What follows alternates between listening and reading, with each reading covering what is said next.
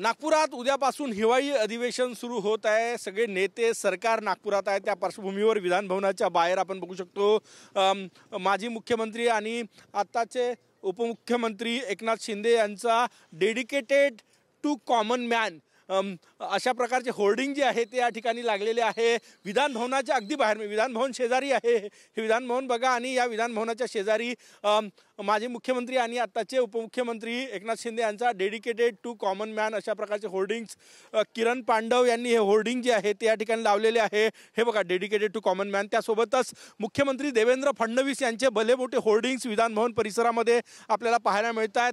तू प्रेरक नव तरुणांचा, तू प्रतीक चारित्र्याचा पुत्र असे या भूमीचा अशा प्रकारचे होर्डिंग्स देवेंद्र फडणवीस यांची या ठिकाणी लागलेले आहे। विधान भवनाच्या परिसरामध्ये आपण बघू शकतो वेगवेगळे होर्डिंग जे आहे ते या ठिकाणी आपल्याला दिसत आहेत।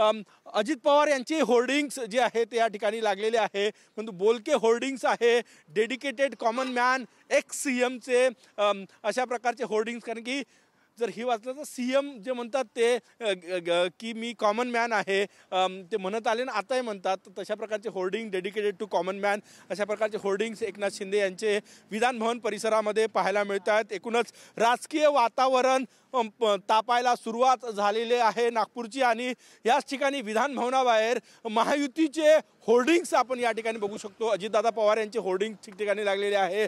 मुख्यमंत्री देवेंद्र फडणवीस यांचे होर्डिंग्स आहे, पंतप्रधान नरेंद्र मोदी यांचे होर्डिंग्स आहे, केंद्रीय गृहमंत्री अमित शहा यांचे होर्डिंग्स लागलेले आहे आणि सर्वत्र आपल्याला होर्डिंग जे आहे ते या ठिकाणी पाहायला मिळत आहेत। सगळ्यात महत्त्वाचं म्हणजे उद्यापासून हिवाळी अधिवेशन सरकार नागपुरात आणि आपापल्या नेत्यांना खुश करण्यासाठी या ठिकाणी होर्डिंग जे आहे ते लागलेले आहे। कॅमेरामॅन सचिन सयामसह गजानन उमाटे, TV9 मराठी, नागपूर।